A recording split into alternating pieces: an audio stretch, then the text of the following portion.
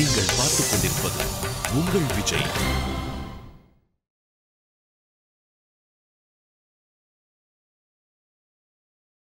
சுவாமி, தாம் 6 பருவ காலங்களில் மலர்களால் ஆன மாலையை எடுத்து வந்து என் சிகையை அலங்கரிக்கும் தருணத்திற்காக அடியவள் நான் ஆவலோடு காத்திருக்கிறேன்.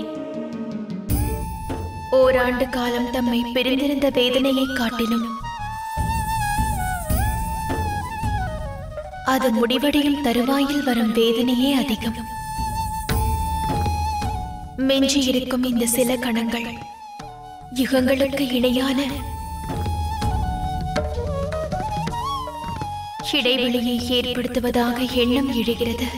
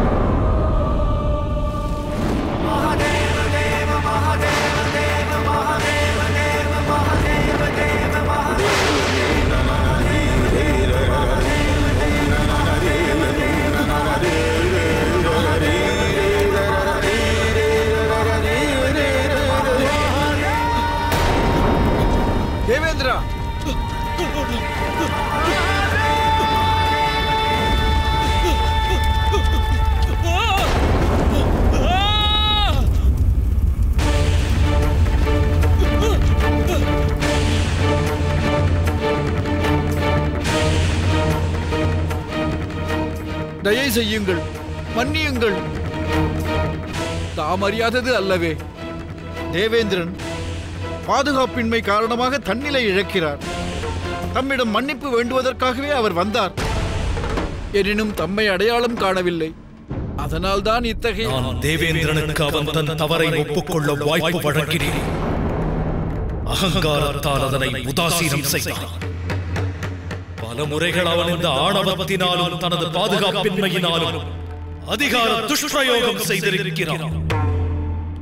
எண்ணிலடங்கா அநீதிகளும் இழைத்திருக்கிறான்.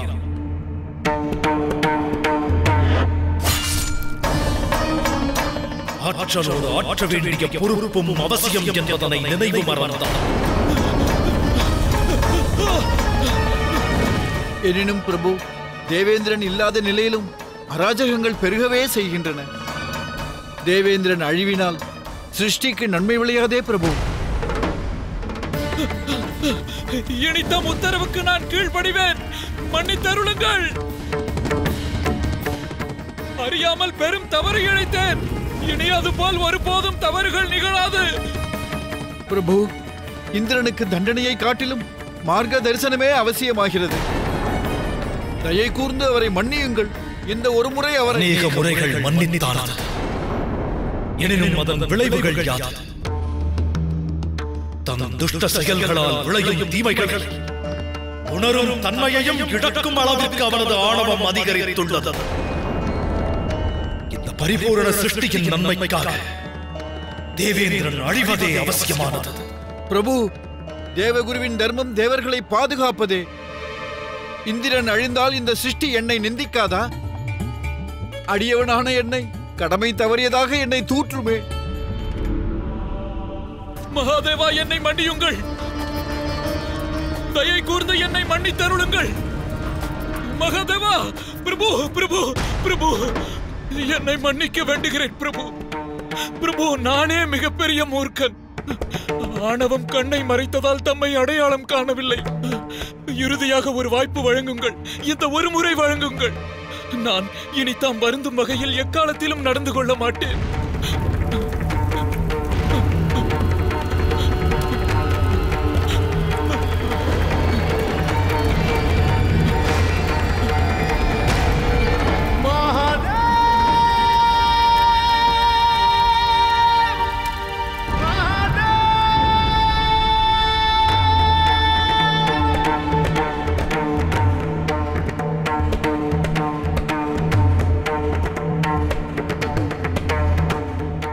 தம் கோரிக்கையை ஏற்று இந்திரனை மரண தண்டனையிலிருந்து விடுவிக்கின்றேன். எனினும் எனது நெற்றிக்கண் திறந்து வெளிப்பட்டிருக்கும் கோபாக்னியை மீண்டும் எனது சரீரத்தில் என்னால் ஏற்க இயலாதது.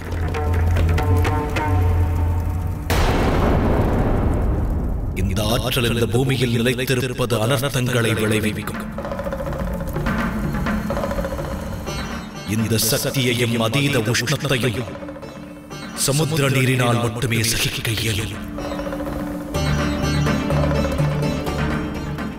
ஆகையினால் இந்த ஜோதியை சமுத்திர நீரின் ஆழத்தில் நானே சமர்ப்பித்து விடுகின்றேன்.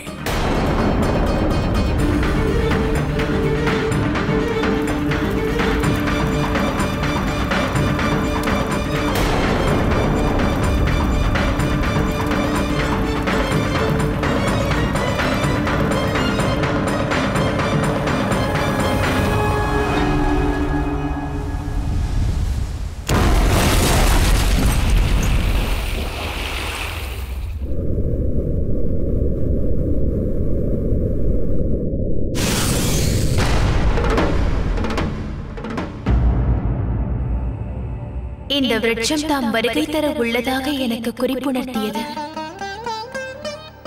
பின்னம் வருகையில் இத்துணை தாமதம் ஏற்பட காரணம் என்ன சுவாமி? ஒருவேளை இதன் பின்னணியில் என்னை தவிப்பில் ஆழ்த்தும் தமது திட்டம் இல்லையே? இல்லை, மீண்டும் ஒருமுறை இந்த சிருஷ்டியின் ஏதேனும் ஒரு சங்கடத்திற்கு தீர்வு காணும் பொருட்டு எனது மாலையை குறித்த சிந்தனை மறந்தீர்களா?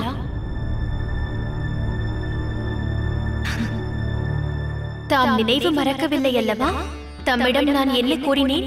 ஓராண்டு காலமானது முழுமையாக நிறைவடைந்ததும் எனக்காக தாம் மாலை எடுத்து வராவிடில் நிரந்தரமாக நான் எனது இதயத்திலிருந்து தம் நினைவுகளை மறந்து விடுவேன். ஒருவேளை அவ்வாறு நிகழ்ந்தால் நான் இழந்த நினைவுகளை மீண்டும் நான் பெறச் செய்யும் பொருட்டு நான் தம்மை அடைய செய்ததற்கு இணையான பிரயத்தனம் செய்ய வேண்டியிருக்கும். எனினும் எனக்கு தம் மீது நம்பிக்கை உள்ளது. இன்று வரையில் தாம் எனது இச்சைகள் அனைத்தையும் பூர்த்தி செய்துள்ளீர்கள்.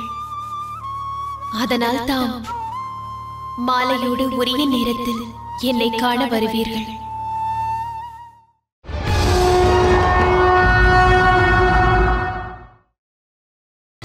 நீங்கள் பார்த்துக் கொண்டிருப்பது உங்கள் விஜய்.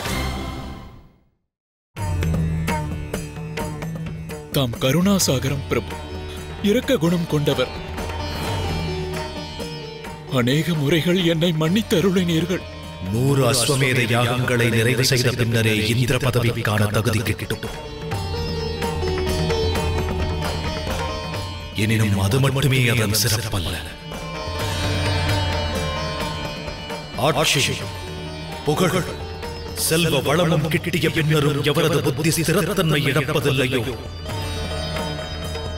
அவரே தேவேந்திரனாகும் அருகதை பெற்றவர். அக்குணங்கள் கொண்டிருந்தாய். எனினும் அவைகளை நீ தியாகம் செய்து உன் பதவியில் மேன்மையையும் மதிப்பையும் மகத்துவத்தையும் நினைவு மறந்தாய். தேவர்களின் பிரதிநிதியே தேவேந்திரன் எனப்படுகின்றான். தர்மம், தானம் மற்றும் பரோபகார எண்ணம் கொண்டவனே இந்திரனாக இயலும். எனினும் அதற்கு முற்றிலும் எதிராக இன்று செயல்பட்டுள்ளாய். இந்திராசன பாதுகாப்பு என்னும் வரையறைக்குள் உன் உத்தேசத்தை அடக்கினாய். உண்மைதான் பிரபு. நான் இவ்வாறு நடப்பதற்கான காரணத்தை சத்தியத்தில் நான் அறியேன். இவ்வாறு ஏன் பாதுகாப்பின்மையை உணர்கின்றேன்? ஏன்? இதிலிருந்து முக்தி அடையுங்கள் பிரபு. மரணத்தால் மட்டுமே உனக்கு இந்த ஆணவத்திலிருந்து நான் முக்தி அளிக்க இயலும்.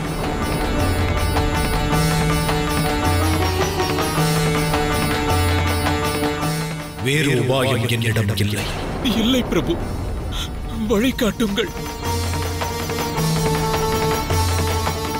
உயிர் வாழ்ந்து இந்த துர்குணங்களிலிருந்து நீ முக்தி பெற விரும்பினால் உனது சுய பிரயத்தனம் அவசியம். ஏனெனில் இந்த ஆணவமும் பாதுகாப்பின்மையும் உன்னிலிருந்து உருவானது. உன்னினது ஊற்றெடுக்கிறது. உனது உள்ளத்தில் தர்ம பரிபாலனம், சுய கௌரவம், தன்னம்பிக்கை மற்றும் குருபக்தியும் நிலைக்கவில்லை. புறத் தோற்றத்திற்கு மாத்திரமே மதிப்பளிக்கின்றாய். அகத்தின் அழகை புறக்கணிக்கின்றாய். நினைவிருக்கட்டும் இந்திரா, இவ்வாறு நீ உன் நிரந்தரத்துவத்தை புற அம்சங்களோடு தொடர்புபடுத்தும் வரையில் உன் ஆணவமே மேலும் ஆரோக்கியம் பெறும். மகிழ்ச்சியை எம்மட்டும் வெளியில் தேடுகிறாய், அம்மட்டும் துன்பத்தையே அடைவாய், அபாயத்தை உணர்வாய்.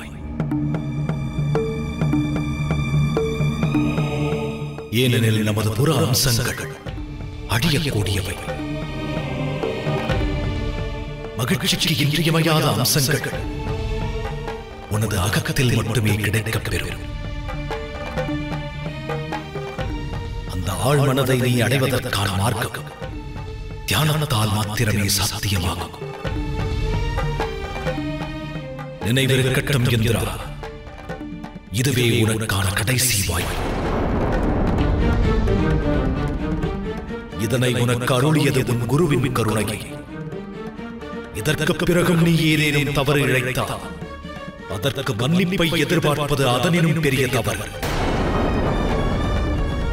நீ திரிசரனை வதம் செய்து நிகழ்த்திய பாவமானது இனி வரும் காலத்தில் இந்த பரிபூரண சிருஷ்டிக்கும் துர்பலன்களை அளிக்கும். அரசனோடு அவனது பிரஜைகளின் விதியும் இணைந்தே இருக்கும். ஆகையால் உன் செயல்கள் உன்னோடு சிருஷ்டிக்கும் தீமை விளைவிப்பதை தவிர்க்க இயலாது என்பதே உண்மை.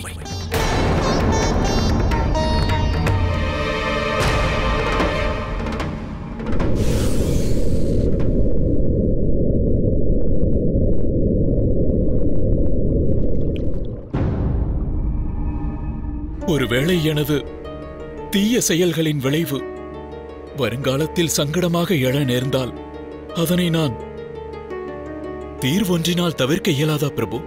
இல்லை இந்திரா, பிராயச்சித்தம் தேடுவதை தவிர உன் வசம் வேறு மார்க்கம் இல்லை. அந்த பிராயச்சித்தத்திற்கான வழியை உனது ஆசான் உனக்கு அறிவுறுத்துவார்.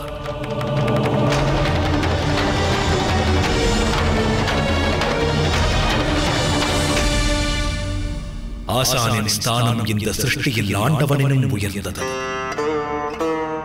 எவ்விதம் பகலவன் பிரகாசத்தினால் காரிருள் அகல்கிறதோ அவ்விதம் ஆசானின் அறிவுரைகள் மனதில் சூழ்ந்த அஞ்ஞானத்தை அகற்றுகின்றன. உள்ளத்தில் ஞானம் என்னும் ஒளியை ஏற்றுகின்றன. குருவின் திருவடி புண்ணிய தீர்த்தத்திற்கு இணை. எவர் குருவை அவமதித்து அவர் மீது ஐயமும் கொண்டு அவர் கூற்றை புறக்கணிக்கிறார், அவர் அடிவை அரவணைப்பது உறுதி. குருவின் அங்கீகாரம் மற்றும் ஆசிகள் இல்லாமல் நிகழ்த்தப்படும் எந்த செயலும்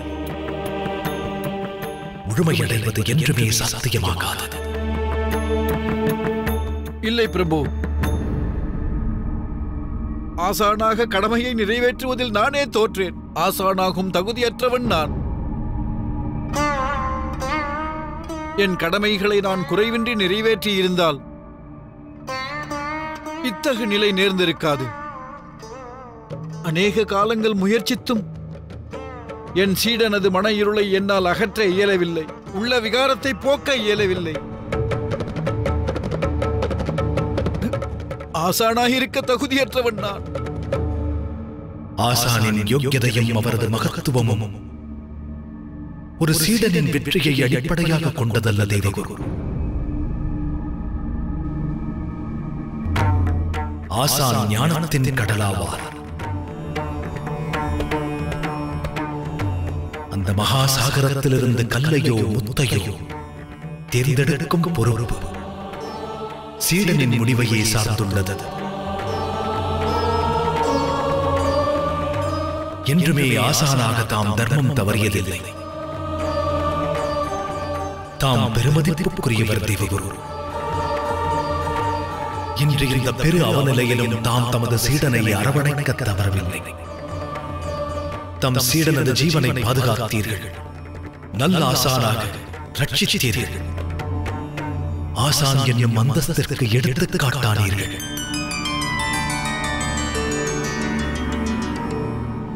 ஆகையால் இன்று முதற் கொண்டு தாம் ஜீவன் என்று வழங்கப்படுவீர்கள். அகிலத்தையே ஆளும் சர்வேஸ்வரனது இந்த வார்த்தைகள் இன்று அஞ்ஞானத்திலிருந்து முக்தி அளித்தது. தாம் அளித்திருக்கும் கௌரவத்திற்கு என்றும் நன்றியுடையவனாவேன்.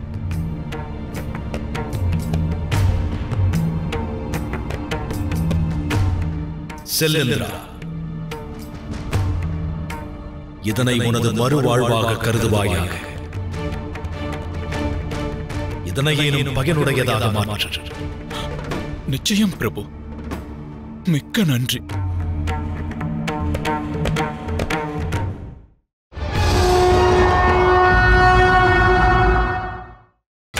நீங்கள் பார்த்துக் கொண்டிருப்பது உங்கள் விஜய்.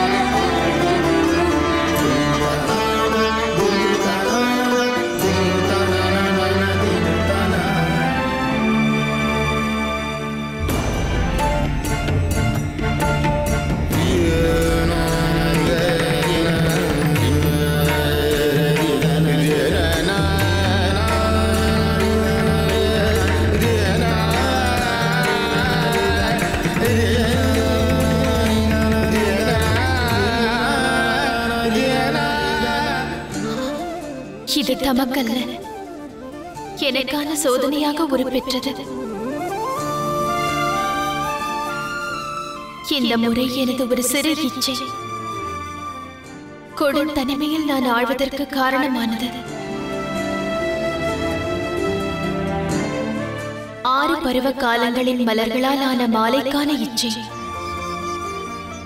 உள்ளத்தில் வெறுமையை ஏற்படுத்தியது. இந்த வனமே அதற்கு சாட்சி. இந்த சிவப்பிரியையும் அதற்கு சாட்சி. தமக்காகவே ஒவ்வொரு க்ஷணமும் இங்கு காத்திருந்தேன்.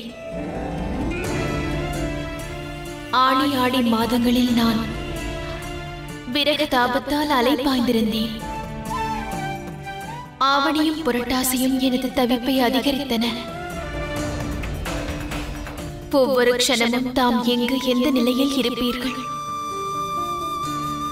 என்ற வினா மாத்திரமே உள்ளத்தில் வியாபித்திருந்தது.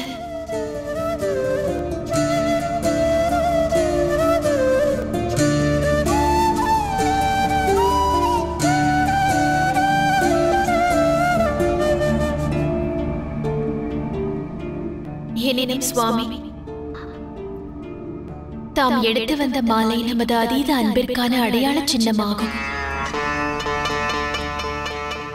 அந்த அன்பிற்காகவே இத்தனை துன்பங்களையும் தாம் சகித்தீர்கள்.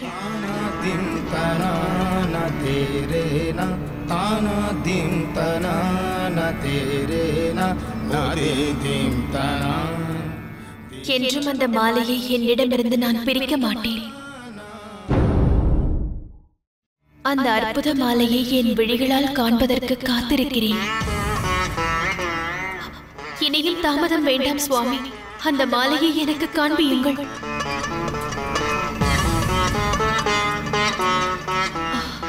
இல்லை சுவாமி,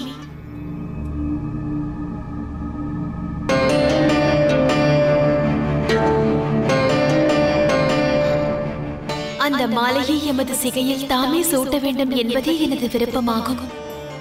அதன் பின்னரே எனது பிரதிபிம்பத்தை நான் காண்பேன். தமது முழுமையான அன்பால் நிறைந்திருக்கும் அந்த மாலையை அணிந்து எவ்வாறு தோற்றமளிக்கிறேன் என்பதனை நான் காண வேண்டும்.